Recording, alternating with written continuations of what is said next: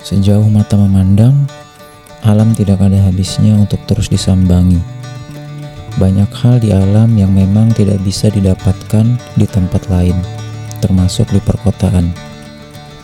Birunya awan yang memanjakan mata, dinginnya angin yang membelai kulit, atau suara gemercik air yang menenangkan.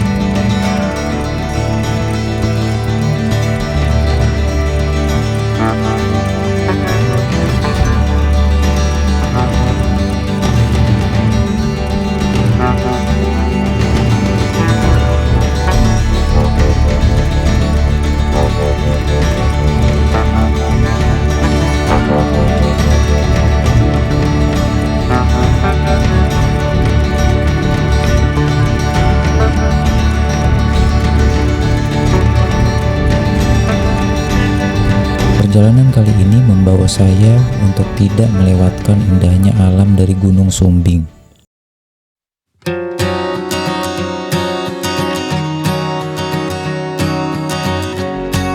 Saya berangkat dari Jakarta ke Temanggung tidak sendirian. Saya ditemani beberapa kawan dari berbagai latar belakang yang tergabung dalam komunitas pendaki Bogor Raya Bersatu. Mungkin di lain waktu akan saya perkenalkan siapa saja mereka.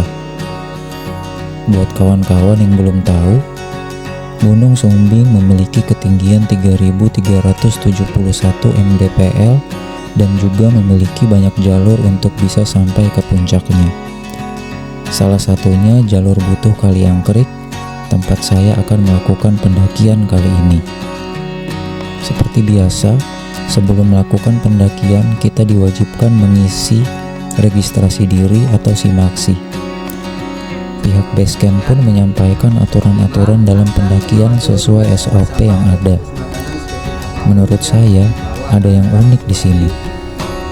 Kita diwajibkan untuk mencatat segala barang bawaan, khususnya logistik, yang berkemasan plastik.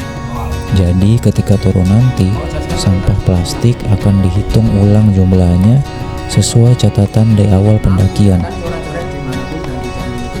Jika ada yang hilang, maka akan dikenakan denda.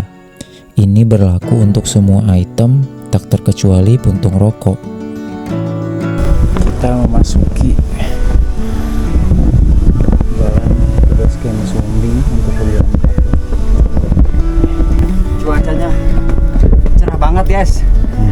Kali ini saya bersama dengan Bang Sipri dari Kupang Keva. Saya Windy dari Bogor.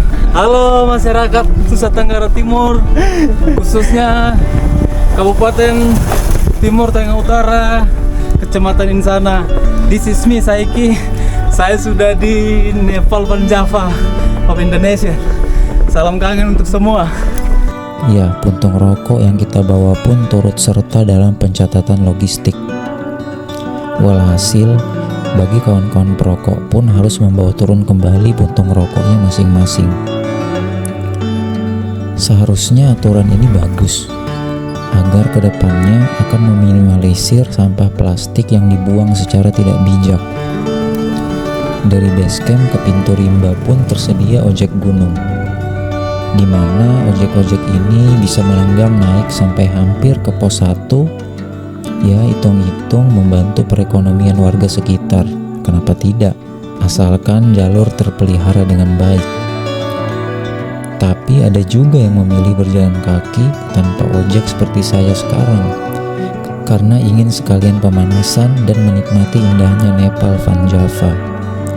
Ya, kaki Gunung Sumbing ini memang digadang-gadang sebagai Nepalnya Indonesia, karena suguhan pemandangan yang cantik dengan barisan rumah-rumah warga yang tertata dengan rapi.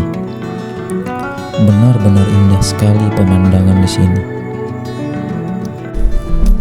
Saya baru aja memulai pendakian, dimulai dari pos ojek.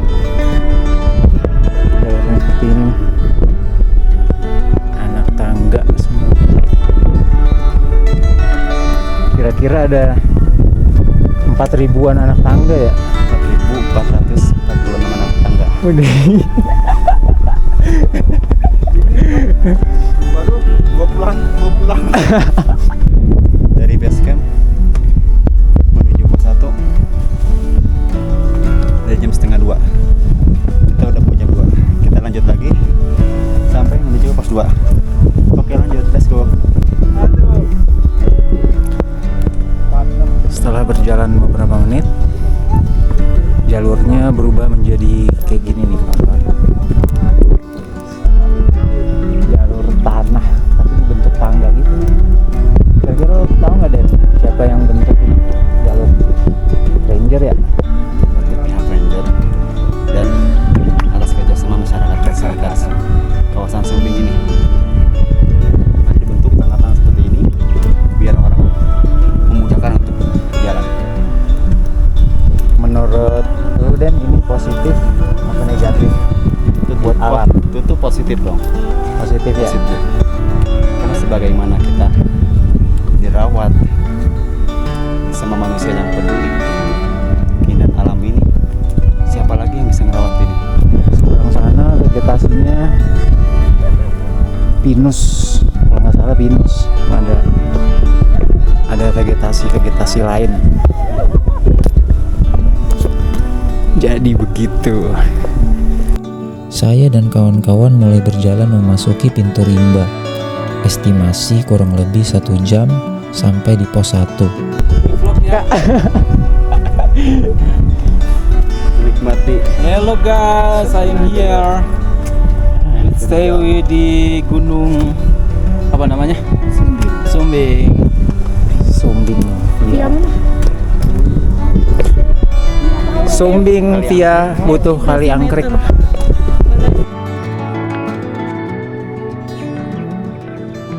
Di pos 1 ada satu warung yang berdagang sampai malam dan katanya buka setiap hari. Ini juga memudahkan para pendaki buat yang mungkin kekurangan logistik atau hanya sekedar beristirahat. Tidak lama beristirahat, selepas ngopi dan makan gorengan di warung, saya dan kawan-kawan bergegas lanjut menuju pos 2. Jalur pun berubah dari yang tadinya tanah menjadi anak-anak tangga yang dibuat oleh pihak pengelola. Sebetulnya memang terlihat cantik dan tertata rapi, tapi bagi saya ini jalur yang menyulitkan. Saya lebih menyukai jalur tanah daripada anak-anak tangga seperti ini. Goncangan di kaki, selangkah demi langkah sangat terasa sekali. Ini akan lebih menyakitkan ketika jalan turun nanti. Astaga, semoga kita semua baik-baik saja. Durasi menuju pos 2 terbilang cukup jauh. Sekitar 1,5 jam kemungkinan akan tiba di pos 2. Di perjalanan yang tadinya begitu cerah, seketika berubah menjadi mendung. Tak lama kemudian, hujan pun turun. Halo kawan-kawan. Kali ini menunjukkan pukul 4 sore. Hujan mulai turun dan saya menuju ke pos 2. Ya, kira-kira 15 menit lagi sampai pos 2. Kiaran. Cuaca di gunung dengan hutan tropis seperti ini memang tidak bisa diprediksi. Hujan dan badai sewaktu-waktu bisa saja terjadi. Nah, kita sebagai tamu hanya bisa menyiapkan diri dan membawa alat yang mumpuni.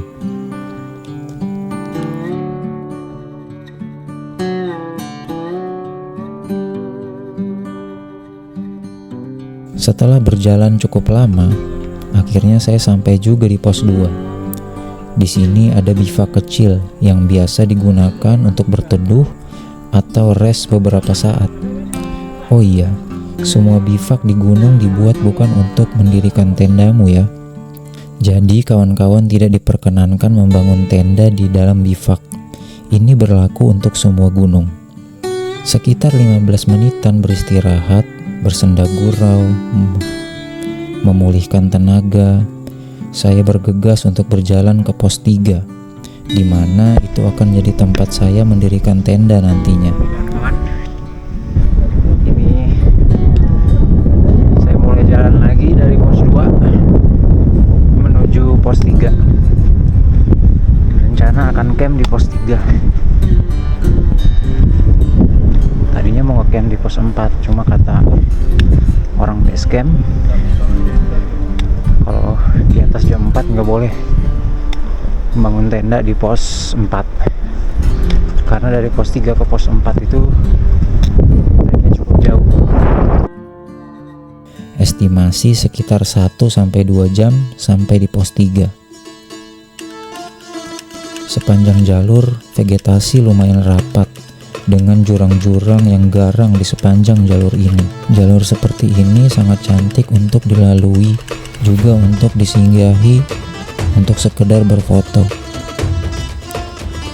Pemandangannya sangat memanjakan mata.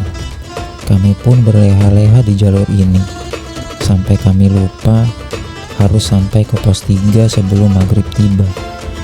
Astaga, saya pun mempercepat langkah karena waktu sudah menunjukkan pukul 4:30 sore dan kami baru saja di setengah perjalanan.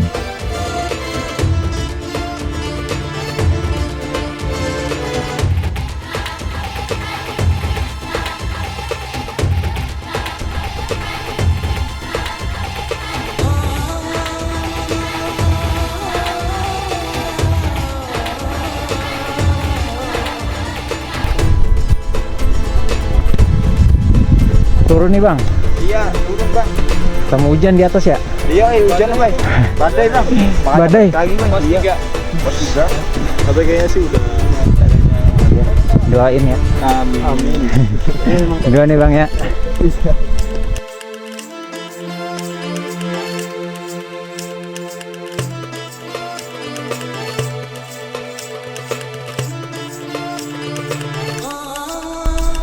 Treknya full kabut. Pukul 5:30 kurang 7 menit. Yuk, pos 3 ngecamp. Sampai juga di pos 3 pada pukul 5:20 sampai juga saya di pos 3. Spot membangun tenda di sini sangat banyak, dengan vegetasi yang cukup tertutup menjadikan ini pos terbaik untuk bermalam. Sebetulnya bisa saja bermalam di pos 4, tapi di pos 4 sangatlah terbuka dan rawan angin, juga badai yang sewaktu-waktu bisa menyapu tenda para pendaki.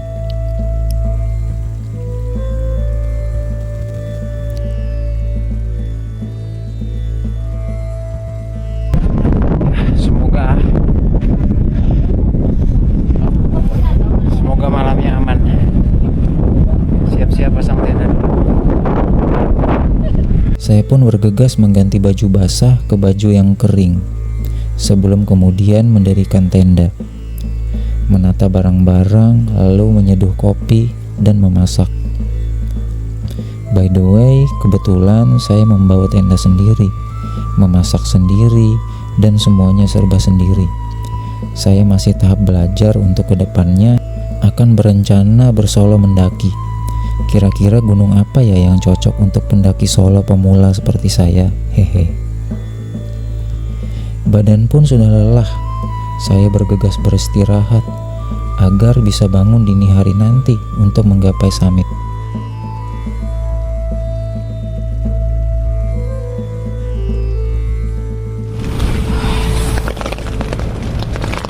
Halo kawan, saya udah berada di camp pos 3 Gunung Sombing maksudnya. Iya, itu Harian Creek. Saat ini lagi terjadi badai, hujan angin. Ya hujannya sih nggak seberapa ya, cuman anginnya luar biasa, parah. bisa ngapa-ngapain. Habis bikin kopi, masak, sekarang mau siap-siap tidur. Semoga summit lancar, kisaran jam 3 atau jam 4 dini hari. Saya akan melakukan summit bersama teman-teman yang lainnya. Kebetulan ini saya tenda sendiri, masang tenda pun seadanya karena emang lagi badai parah.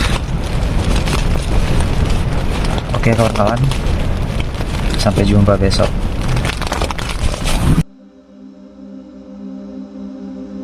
Pukul 3 dini hari, suara kawan-kawan terdengar dari luar tenda membangunkan saya. Kawan-kawan, ini perjalanan saya menuju puncak Gunung Sumbing, puncak sejati. Sekarang menunjukkan pukul 4:30. Start dari tempat camp tadi kurang lebih jam 3:30. Angin berhembus sangat kencangnya, disertai gerimis tipis. Tapi ya sudahlah, saya menguatkan diri untuk segera memulai summit.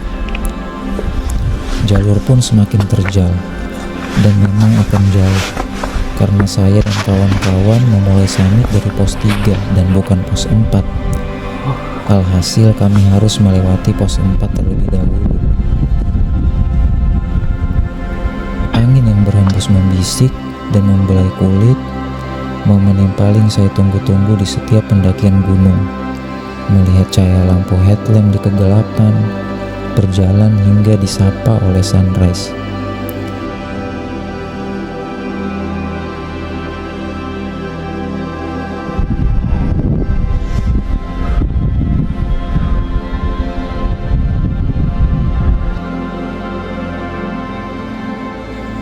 Langit pun bertransisi dari yang berwarna hitam pekat abu-abu berubah menjadi jingga, sekaligus menandakan sampainya saya di pos 4.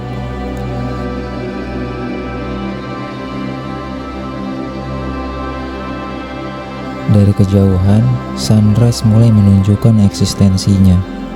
Sangat indah sekali ciptaanmu ini Tuhan. Rasanya bahagia bercampur aduk. Di saat yang sama, bunga edelweiss yang selalu saya rindukan mulai nampak di sepanjang jalur. Cantik sekali. Meskipun sejauh ini masih ibu dan kamu yang tercantik. Hehehe.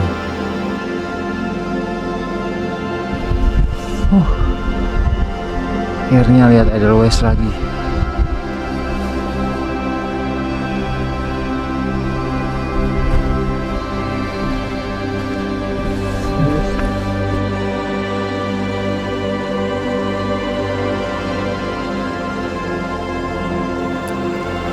Sejenak melewati subuh, saya dan kawan-kawan lanjut berjalan. Jalur kali ini benar-benar terjal.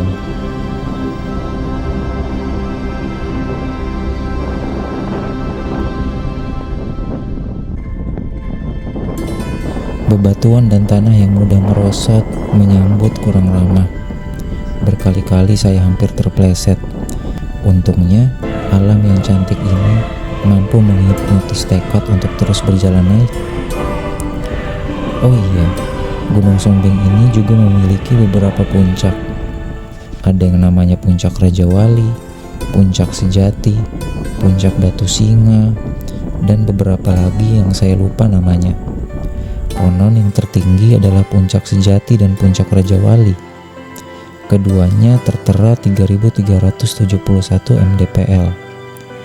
Namun menurut saya puncak gunung itu bukan titik tertinggi secara kalkulasi, tapi adalah titik habis atau titik lingkaran inti di sekeliling kawah atau kaldera di suatu gunung. Itu juga sudah termasuk puncak gunung. Namun karena eksistensi para pendaki, kemudian memunculkan perdebatan bahwa puncak itu harus titik tertinggi. Sebelum sampai di puncak, saya dan kawan-kawan pun tak terlewatkan dengan tali webbing legendaris yang menandakan jalur ini cukup curam. Kami harus merangsak naik menggunakan webbing satu demi satu. Saya sendiri terkadang kurang percaya diri dengan webbing yang sudah terpasang lama di suatu gunung. Saya lebih percaya untuk menggapai akar-akaran pohon atau sejenisnya. Intinya lebih yakin sama tangan kosong, karena tumpuan lebih bisa untuk dirasakan. Tidak lama berjalan, sampai juga saya di puncak tertinggi kedua di Jawa Tengah atau tertinggi ketiga di Pulau Jawa, puncak Gunung Sumbing.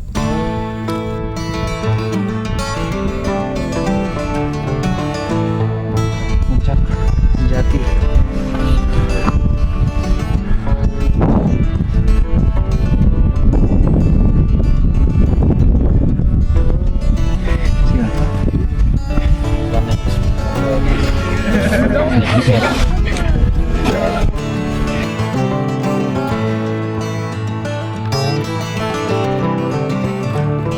Perasaan bahagia bercampur dengan lelah yang semuanya terbayar lunas di sini.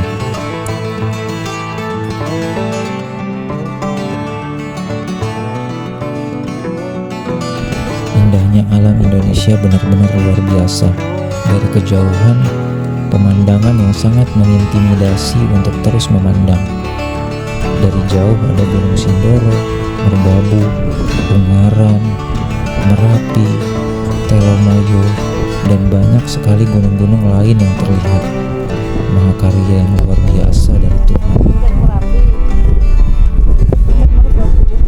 Merapi, Merbabu. Kayaknya yang pendek tuh Ambon itu. Yang paling gede itu Merapi. Yang sini Yang paling kanan Merapi, Merbabu. Kayaknya itu Andong. Kiri Andong sama. Itu yang kecil Andong. Andong. Sebelahnya Telomoyo. Mana? Nggak kelihatan ya? Oh iya. Nggak kelihatan. Sindoro nggak kelihatan. Sebelah sana. Oh, sebelah sana.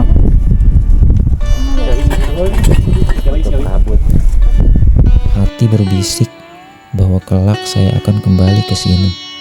Entah bersama siapapun itu, dengan kondisi yang sehat segala-galanya. Amin.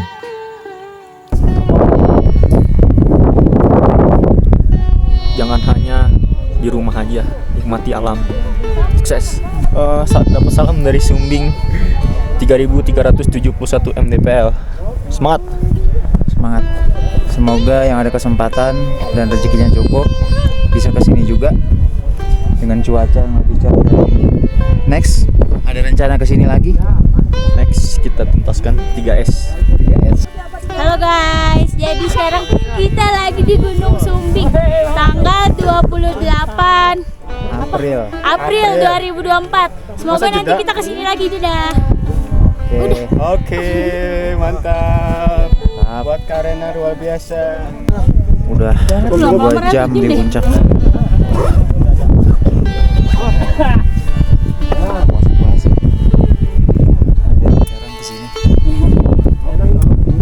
Kebetulan matahari masih bagus. Setelah sejenak beristirahat dan mengambil dokumentasi, saya pun memutuskan untuk segera turun. Karena berlama-lama di puncak dengan suhu ekstrim dirasa tidak baik. Alam mungkin akan ramah, tapi tidak menutup kemungkinan akan bisa murka sewaktu-waktu. Yang perlu kita lakukan adalah berdoa, menjaga alam untuk tetap lestari, serta membawa adab kemanapun dan dimanapun alam yang kita sambangi. Kadang manusia lupa bahwa alam adalah kehidupan. Tanpa alam kita bukan apa-apa. Nasi dan roti tidak tercipta sebagaimana mestinya kalau nyatanya semua berasal dari tanah, dari alam tempat kita berpijak. Semoga kita semua bisa tersadarkan bahwa bukan hanya kita, tapi anak cucu kita juga berhak atas alam dengan ekosistem yang baik dan berkelanjutan. Saya pamit, sampai jumpa di cerita selanjutnya. Salam lestari dan salam rimba dari saya, Adli Aulia.